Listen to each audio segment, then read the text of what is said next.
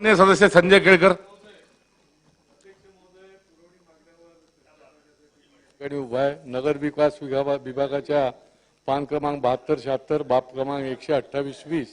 अध्यक्ष महोदय, ठाणे शहरामध्ये अनेक ठिकाणी नेहमी पाणी प्रश्न निर्माण होतो आणि त्याच्यासाठी शासनाकडे आम्ही वारंवार मागणी केली आहे की विहिरी ज्या आहेत या विहिरी पुनर्जीवित करण्यासाठी त्या ठिकाणी निधीची तरतूद करावी आणि 50 कोटी रुपयाचा निधी या विहिरीच्या पुनर्जीवित करण्यासाठी द्यावा।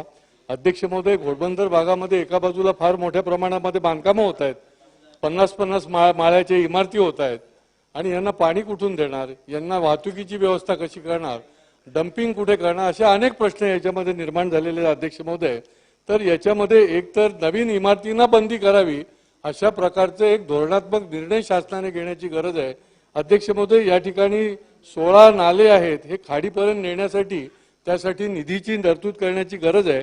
टप्प्याटप्प्याने त्या ठिकाणी निधीची तरतूद करावी। माझी माननीय मुख्यमंत्र्यांची देखील या संबंधामध्ये चर्चा झाली। अध्यक्ष महोदय, त्याच भागामध्ये डोकाल इथे कोलशेत रोड हा 9 महिने बंद होता। आम्ही सगळ्यांनी मिळून त्या ठिकाणी प्रयत्न करून हा सुरू केला, त्या ठिकाणचं काम सुरू झालं, पण अध्यक्ष महोदय दुर्दैवाने त्या ठिकाणी अजून काम पूर्ण झालेलं नाही। MSCBच्या केबल्स आहेत, फीडर, ट्रान्सफॉर्मर, पोल्स त्या ठिकाणी स्थलांतरित करण्यासाठी देखील आयुक्ताने पत्र दिलेलं आहे की निधीची शासनाने मदत करावी, 12 कोटी रुपये निधीची, पण ती निधीची जर तरतूद नाही केली तर त्या ठिकाणी प्रचंड मोठा वाहतुकीचा प्रश्न निर्माण होणार आहे। अर्धा तास लोकांना घरी जायला त्या ठिकाणी अडकून पडायला लागतं आणि त्या रस्त्याची जर आपण टेंडर काढलंय तर पुढची व्यवस्था त्यांनी करायला पाहिजे होती, पण ती केलेली दिसत नाही। परंतु शासनाने तातडीने या विषयाकडे लक्ष घालण्याची गरज आहे। अध्यक्ष महोदय, शहर विकास खात्याच्या संबंधामध्ये अनेक वेळेला काही अधिकारी त्यांच्या मनमानी पद्धतीने संगनमताने मंजुऱ्या देतात। अध्यक्ष महोदय, मी 2च विषय या शहर विकासाच्या संबंधामध्ये सांगणार आहे की हा म्हणजे एवढा मोठा पराक्रम केलाय।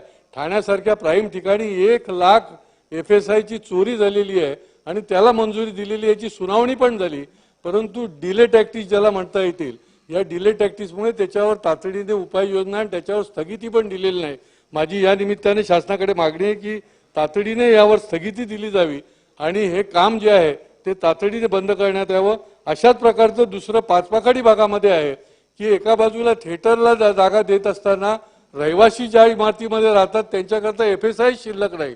उद्या ज्यावेळेला ते पुनर्विकास करायला निघतील त्यावेळेला या विजय अपार्टमेंटचे शेकडो लोक कसा पुनर्विकास करतील असा प्रश्न निर्माण झालाय आणि त्याच्यामुळे हे फार मोठं याच्यामध्ये आर्थिक व्यवहार झालाय। अध्यक्ष महोदय, आणि त्यामुळे याच्यावर तातडीने स्थगिती आणली पाहिजे आणि जे अधिकारी याच्यामध्ये जबाबदार असतील त्याच्यावर कारवाई केली पाहिजे, अशा प्रकारची मी मागणी अध्यक्ष महोदय शासनाकडे करतोय। स्थावर मालमत्तेच्या बाबतीमध्ये जे त्या ठिकाणी अनेक लोक जे बाधित झाले त्यांना घरच मिळाले नाही, 5-5 वर्ष खेट्या मारतायत आणि हे स्थावर मालमत्तेचं खातं जे आहे हे लोक त्यांच्या टोलवाटोलवी केली जाते।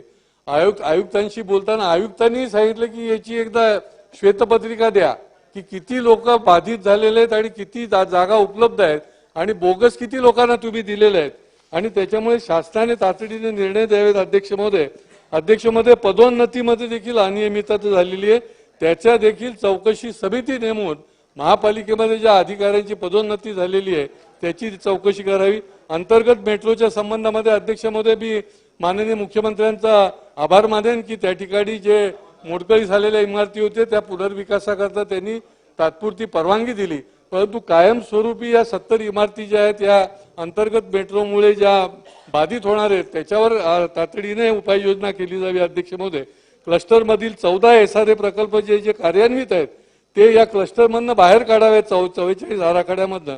ही सगळी मंडळी आंदोलनाच्या तयारीमध्ये आहेत आणि त्याच्यामुळे शासनाने याच्यामध्ये तातडीने SRA जे कार्यान्वित आहेत ते क्लस्टरमधनं बाहेर काढावेत। अध्यक्ष महोदय, 2017-16 नंतरचे जे कर्मचारी आहेत महापालिकेतले त्यांना 7वा वेतन आयोग जे आहे त्याच्यापासून ते वंचित आहेत। अनुकंपा तत्वावर, वारसा हक्क, सरळ सेवेने माझे 2-3च पॉईंट आहेत। अध्यक्ष महोदय, हे गट क आणि ड चे कर्मचारी वंचित आहेत, 1480 त्यांची कर्मचाऱ्यांची संख्या आहे आणि त्याच्यामुळे यांना 7वा वेतन आयोग लागू करण्याची त्या ठिकाणी तातडीने अंमलबजावणी करावी। मुंबई महापालिकेमध्ये देखील लेखा खात्यातील 366 कर्मचारी त्यांना 25-30 वर्ष काम करून देखील पूर्वलक्षी प्रभावाने त्यांना कालबद्ध पदोन्नती दिलेली नाही ती तातडीने देण्यात यावी. बीएमसी मधील ब्रिटिश काळापासून 50 वर्ष स्टॉल धारक जे आहेत हे स्टॉल धारकांचे प्रश्न अनेक आहेत. त्यांची बैठक बोलवण्याचे निर्देश आयुक्तांना द्यावे.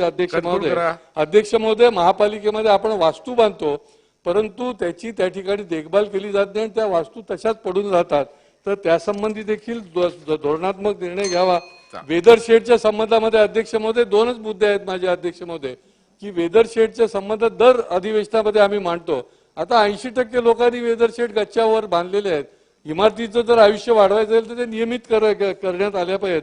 अध्यक्ष महोदय महसूलच्या संबंधामध्ये माझा एकच मुद्दा आहे. या ठिकाणी महसूल मंत्री देखील आहेत. अकृषक कराचा तर त्यांनी निर्णय जो आहे तो कायमस्वरूपी घेण्याचं मीटिंग देखील सह्याद्रीमध्ये मागच्या वर्षी घेतली होती तो करावा. आणि आपल्या ज्या जागा आहेत सरकारी जमिनी याच्यामध्ये अतिक्रमण होत आहेत त्याच्यावर तुम्ही कारवाई करत नाही. या सरकारी जागेचा उपयोग जो आहे तो सार्वजनिक कामासाठी होऊ शकतो तर ते देखील आपण त्या संबंधामध्ये तातडीने कार्यवाही करावी. आणि काळदळ वनामध्ये जे मातीचे भर टाकून कोलशेत खाडी आहे, बाळकुंग खाडी आहे, दादलानी आहे, इथे ज्या पद्धतीने त्या ठिकाणी वेळोवेळी कलेक्टर तहसीलदार यांना सांगून देखील त्याच्यावर कुठल्याही प्रकारची कारवाई केली जात नाही अध्यक्ष महोदय. त्याच्यामुळे याच्यावर कारवाई केली जावी अशा प्रकारची मागणी करतो. धन्यवाद.